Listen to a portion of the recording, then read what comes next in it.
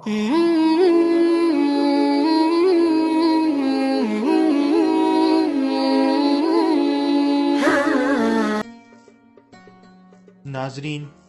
آج کی ویڈیو میں آپ کو تابوت سکینہ سے متعلق تمام انفارمیشن دوں گا۔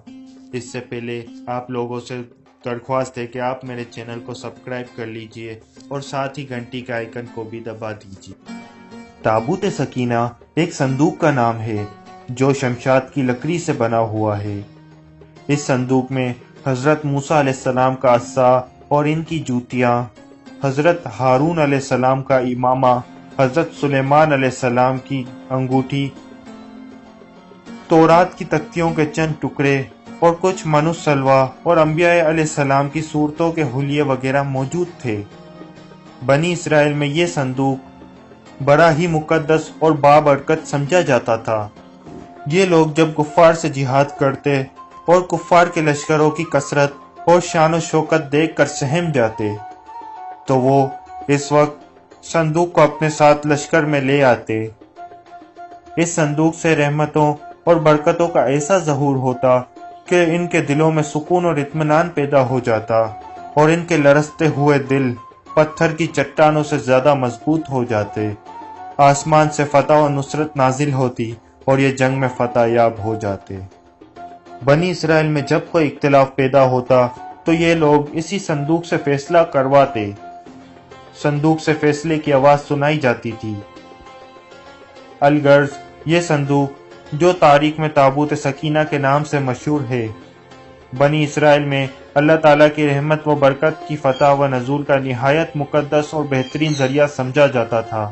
مگر جب بنی اسرائیل طرح طرح کے گناہوں میں مبتلا ہو گئے اور ان کی سرکشی اور بدعمالیاں اپنے عروج پر پہنچ گئی تو اللہ تعالیٰ کا غضب نازل ہوا اور کفار کی قوم عمالقہ نے ایک بہت بڑے لشکر کے ساتھ ان لوگوں پر حملہ کر دیا۔ ان کفاروں نے بنی اسرائیل کا قتل عام کر کے ان کی عمارتوں کو توڑ پھوڑ کر کے سارے شہر کو تہس نہس کر ڈالا اور اس مقدس صندوق کو بھی اپنے ساتھ اٹھا کر لے گئے۔ قوم عمالقہ کے کفار نے اس مقدس صندوق کو نجاست کے گندے کوڑے خانے میں پھینک دیا۔ اس بے ادبی کا عمالقہ کے کفار پر یہ وبال پڑا کہ یہ لوگ طرح طرح کی بلاؤں اور بیماریوں میں مبتلا ہو گئے، جس سے قوم عمالقہ کے شہر میں بالکل بربادی اور ویرانی ہو گئی۔ یہاں تک کہ ان کافروں کو یہ یقین ہو گیا کہ اس مقدس صندوق کی بے ادبی کے باعث ہم پر عذاب نازل ہوا ہے، تو ان کفاروں کی آنکھیں کھل گئی۔ چنانچہ انہوں نے اس صندوق کو ایک بیل گاڑی میں رکھ کر بنی اسرائیل کی بستیوں کی طرف ہانک دیا۔ حضرت شمیل علیہ السلام جب نبوت سے سرفراز کیے گئے تو ان کے زمانے میں کوئی بادشاہ نہیں تھا۔ اسرائیل کی قوم نے آپ علیہ السلام سے درخواست کی کہ آپ علیہ السلام کسی کو ہمارا بادشاہ بنا دیجیے۔ آپ علیہ السلام نے حکم خداوندی کے مطابق حضرت طالوت علیہ السلام کو بادشاہ بنا دیا، جو بنی اسرائیل میں سب سے زیادہ طاقتور اور سب سے زیادہ علم والا تھا، لیکن بہت ہی غریب اور مفلس تھا۔ بکریوں کی چرواہی کر کے زندگی بسر کرتے تھے۔ اس پر بنی اسرائیل کو اعتراض ہوا کہ طالوت کا تعلق شاہی خاندان سے نہیں ہے، لہٰذا یہ کیسے ہمارا بادشاہ ہو سکتا ہے؟ اس سے زیادہ تو بادشاہت کے حقدار ہم لوگ ہیں، کیونکہ ہم لوگ شاہی خاندان سے تعلق رکھتے ہیں۔ ایک غریب اور مفلس انسان بلا تخت شاہی کے لائق کیوں کر ہو سکتا ہے؟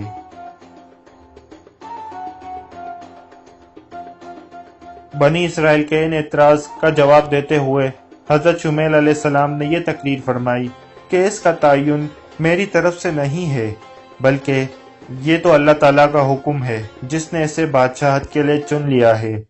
اور ان سے ان کے نبی نے فرمایا کہ بے شک اللہ تعالیٰ نے طالوت کو تمہارے لیے بادشاہ بنا کر بھیجا ہے۔ بولے کہ ہم پر اسے بادشاہی کیوں کر ہوگی، اور ہم اس سے زیادہ سلطنت کے مستحق ہیں، اور اسے مال میں بھی وسعت نہیں دی گئی ہے۔ فرمایا کہ اللہ نے اسے تم پر چن لیا ہے اور اس کو علم و جسم میں کشادگی زیادہ دی ہے۔ اور اللہ اپنا ملک جسے چاہے عطا فرما دے، اور اللہ وسعت والا اور علم والا ہے۔ اور ان سے ان کے نبی نے فرمایا کہ اس بادشاہی کی نشانی یہ ہے کہ آئے تمہارے پاس وہ تابوت جس میں تمہارے رب کی طرف سے دلوں کا چین ہے، اور حضرت موسیٰ علیہ السلام اور حضرت ہارون علیہ السلام کی چیزیں بچی ہوئی ہیں جس کو فرشتے اٹھا کر لائیں گے۔ بے شک اس میں تمہارے لیے بہت سی نشانیاں ہیں اگر تم ایمان رکھتے ہو۔ چنانچہ تھوڑی ہی دیر میں فرشتے آسمان اور زمین کے درمیان سے تابوت سکینہ کو اٹھائے ہوئے سب لوگوں کے سامنے آئے اور حضرت طالوت کے سامنے لا کر رکھ دیا۔ اس تابوت کو دیکھ کر انہیں طالوت کی بادشاہت کا یقین ہو گیا، اور تمام بنی اسرائیل نے حضرت طالوت کو بادشاہ تسلیم کر لیا۔ جب حضرت طالوت بنی اسرائیل کے بادشاہ بن گئے تو آپ نے بنی اسرائیل کو جہاد کے لیے تیار کیا، اور ایک کافر بادشاہ جالوت سے جنگ کے لیے اپنی فوج کو لے کر میدان جنگ میں نکلے۔ راستے میں حضرت طالوت نے اپنے لشکر سے کہا کہ اللہ تعالیٰ تمہیں ایک نہر سے آزمائے گا۔ اس نہر کا نام نہر الشریعہ ہے، جو اردن اور فلسطین کے درمیان واقع ہے۔ حضرت طالوت نے اپنے لشکر کو ہوشیار کر دیا کہ کوئی بھی اس نہر کا پانی نہ پیے، ہاں اگر کسی نے ایک آدھا گھونٹ پینا ہو تو وہ پی سکتا ہے۔ لیکن لشکر جب اس نہر کے قریب پہنچا تو پیاس کی شدت سے لشکر کے لوگ نہر پر جا کر پیٹ بھر کر پانی پی لیے، مگر ان میں کچھ لوگ پختہ ایمان والے بھی تھے جنہوں نے اس نہر کا پانی نہیں پیا، اور اگر پیا بھی تو ایک آدھا گھونٹ پیا۔ لیکن جنہوں نے پیٹ بھر کر پانی پی لیا تھا ان کی پیاس تو بجھ گئی، لیکن وہ جنگ کرنے کے قابل نہیں رہے۔ لشکر کی 80,000 تعداد میں سے 76,000 لوگوں نے پیٹ بھر کر پانی پی لیا تھا۔ ان کی نافرمانی کا یہ اثر ہوا کہ ان کی ہمت پست ہو گئی اور انہیں نہایت بزدلانہ پن سے جہاد سے انکار کرنا پڑا۔